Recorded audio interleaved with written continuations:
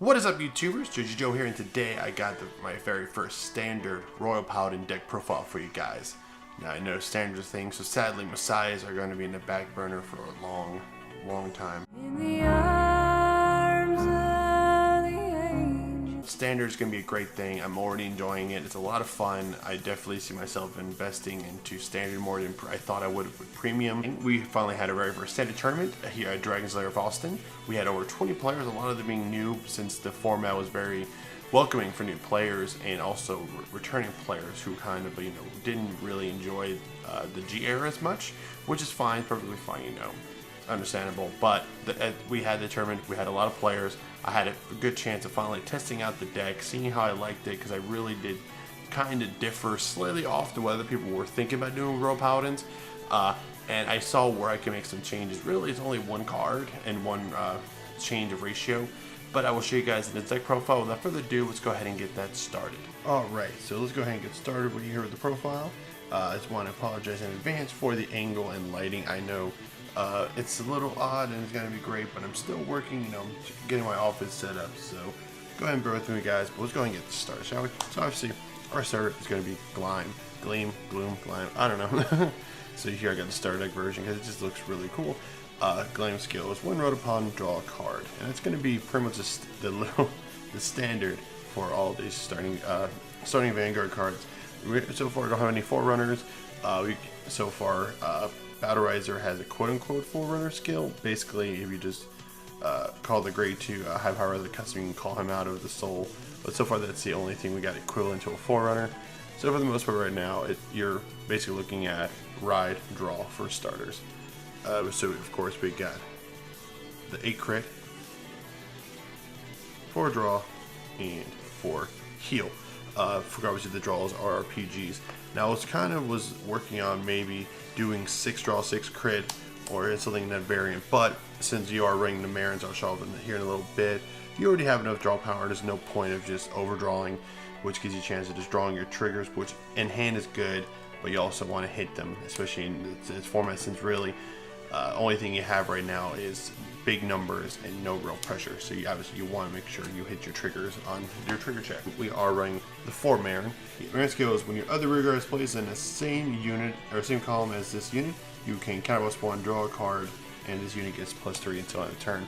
A lot better than our obviously old 8K vanilla Marin, which still is an 8K, which is the standard for standard.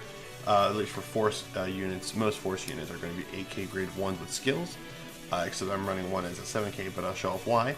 But Marin's really good for that draw power early, especially when you normally do some Spirit Calling with Alfred skill to Spirit Call Blaster Blade. I always like calling this first. Superior Call, using Alfred skill Spirit Call Blaster here, so you can get that skill off, get a free Spirit Call, well not free Spirit Call, but get a Spirit Call off, get a draw off at the same time. So I'm getting a +2. And this deck uses a lot of counter blasts, so I really like using my counter blast mainly for draw or for superior calling. For Lion Mane Stallion. Lion Mane Stallion, I think, is a really underrated card right now. A lot of people are just either running this at 1 or 2 or at 0, and I think that's just not good because Lion Mane skill, if you have 4 more rear guards, this unit gets +3 on a turn. It's not restricted to boosting the Vanguard or in the back as a boost, it just gets +4. So essentially, if you have 4 rear guards, this can be a 10K beater. And in the front row, which is really good. And again, the only restriction is that you need 4 rear guards, which you're playing Royal Paladin, so you're going to have your full field. So I think it's really good, especially since you're running Akane. Akane gets +3 when boosted by a high beast. So this with Akane makes a 23K column. And here I was running 3 Pongo. I didn't make the change yet since obviously this is the day after, and I don't have my rares with me. But I think 3 is too much, mainly because Pongo's skill is when placed, if you have another unit in the same column as this, mandatory soul charge 1, and if the card you soul charge is triggered, this unit gets +5 until end of turn. Now it's good, for you want to set up for Soul Saver, and that's really what this card is used for. Because after that one Spirit Call, you take the top of your card, you soul charge it, and you really don't get anything out of that. Sure, you can get a +5 as a trigger, but that really is a shame. I mean, it's cool that you get a little bonus if you do exchange soul charge with trigger. But the only time I use this is when I like riding Akane for turn 2. You just kind of skill to call this behind the Vanguard and swing on Akane being a 21. possible 26 to get the trigger, and you know normally they're going to no guard in Vanguard attack anyways at that point, so there's no point of you getting a power boost. So I think running this at 3 just isn't good, and the reason why I want to run this at 2 is because during the tournament I had to call 3 Pongles because I did the one with Superior Calling, and the other 2 were just I didn't have any other cards at hand to, and I had to call Field to get some numbers in and start attacking. So I called my other 2, and since I had units here, I had a mandatory Soul Charge 2, and in the end, these 3 Pongles Soul Charged 3 of my heals, and since I didn't have my heals, the heals never went up, so I was just taking all these big attacks, and I didn't have, you know, the 20k guard to guard their other attacks that I normally could have guarded, and it cost me the game. So since Pongo is searchable to Kane, 2 is the number you want. And moving up to Morgana. Morgana is going to be at 3. Morgana is a really good grade 1. So her skill is skill +1 when its unit attacks. It gets +3 for each grade of your Vanguard. You see right there, +9 is grade 3. So it's really good. You can use this for early rush. You need to run your 4 Blaster Blade. Arise, my avatar! The royal paladin that wields the Sword of Light, a soldier in the army of Kray's holy nation, the United Sanctuary! Blaster Blade! This is a really good Blaster Blade. Not like the great Blaster Blade, but he's actually just a lot better than his obviously former self. So on Vanguard, if you have 4 or more rears, this gets a critical +1, which is really great. I mean, obviously, that skill is going to be used a lot in Premium, since you want to ride him, since you're running Alfred early.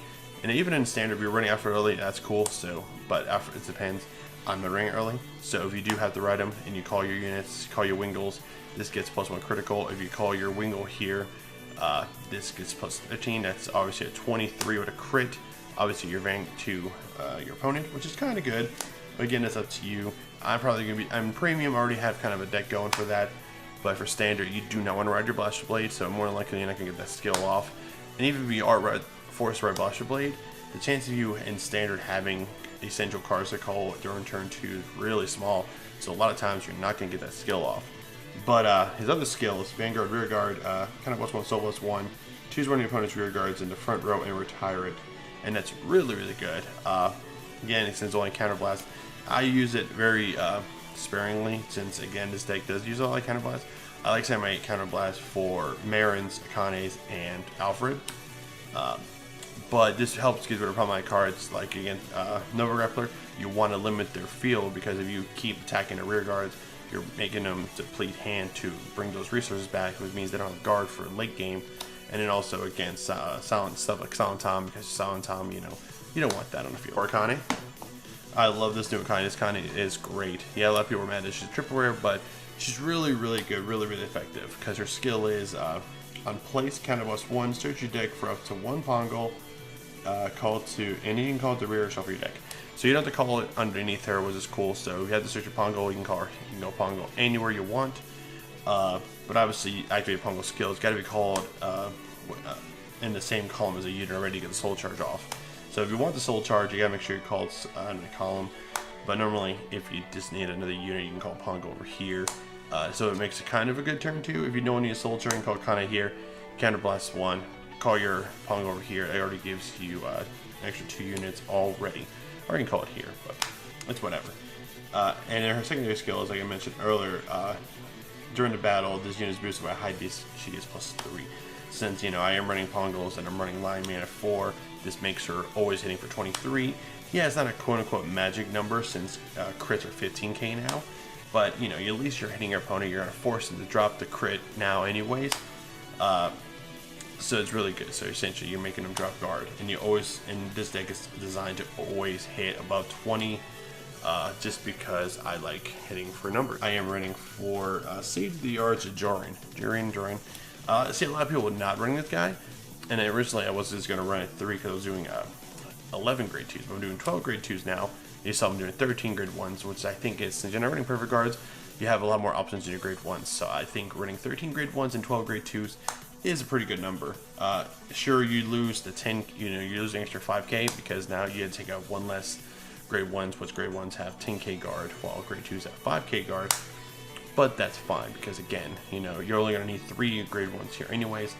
so you can make room for your aggressive turns. And the reason why I say aggressive is because he's a 10k, and when you attack, you have 3 or more rear guards, he gets +5. So he's a 15k by himself.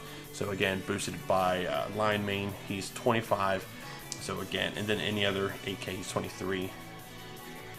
And that's what you want. Again, you just want to keep punching your opponent.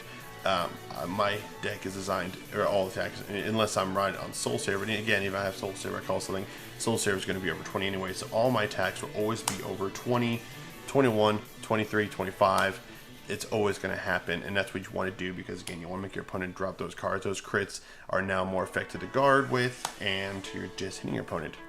So now they're grade, they can't really use their grade 1s to guard these attacks, because now they have to guard and drop big numbers.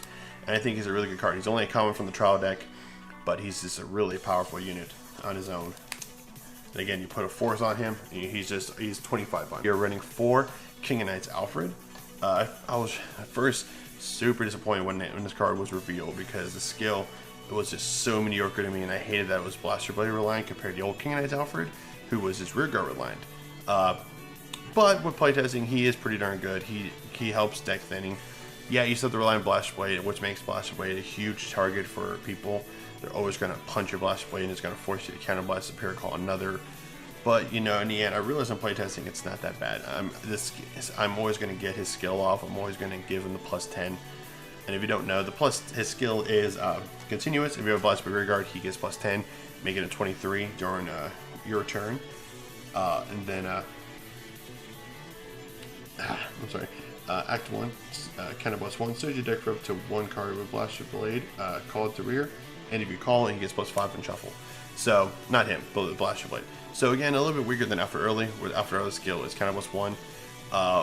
You can give Call Blaster Blade from Soul or Hand, he gets +10 a draw. So he's not that powerful, but he is the superior call because he does select the deck as well. So if you didn't see your Blaster Blades, you can just grab from deck again, which helps with really good deck thinning. And he'll always be 23, which means, like I said before, you're swinging already. If he's boosted, he's 31. If you did Radicane, you called your Pongo here. King of Knights Alfred is always going to hit for 31, and that's really, really good. For Soul Saver Dragon. Soul Saver Dragon's really, really good because now she's an act and not an auto. And the act is Soul +5 and choose 6 of your units, and you get +15,000 on a turn. Soul Saver is a really great finisher. Especially, you know, if you've been paying attention to your opponent's hand, you know what they got. And it's kind of small. Essentially, you're giving +30 to your columns. And the top, by this point, if you ride Soul Saver, you're going to have at least 2 force markers here. So that's giving your Vanguard columns getting +30. Your rear guards are getting +40,000 power, and you're just hitting your opponent. I've been hit up to 90,000 already. So it's really, really good. And then her second skill is when attacks, you may Soul Charge 1. So I like about Soul Saver is that it's a you may. So you don't always have to do it, but what's good about doing it is if you do have the Morgana, this is good for swinging and always resourcing your Morgana. So you can swing Soul Charge 1, use Morgana skill to Soul Blast that card. So Morgana always has resources to use skill. So anyways, guys, that is my deck profile. Let me know what you guys think in the description down below. What do you guys think? Do you guys have options yourselves? Obviously, we are these slaves are relevant for our group because our community is actually hitting our 5-year anniversary. So perfect time to get these in. But again, yeah. So let me know what you guys think. You guys have deck profiles? Let me know, and I'll give me a description. I'll check it out for you guys, and the link down below. I mean, put your link in the description, top comments down below. Anyways, guys, thanks for watching. Hit the subscribe button if you want to see more videos. Like and post a comment. Thought the video was awesome town. Follow me on Twitter, Instagram, Twitch, and all that good stuff. Go ahead and check out my Patreon. This is Jersey Joe, and signing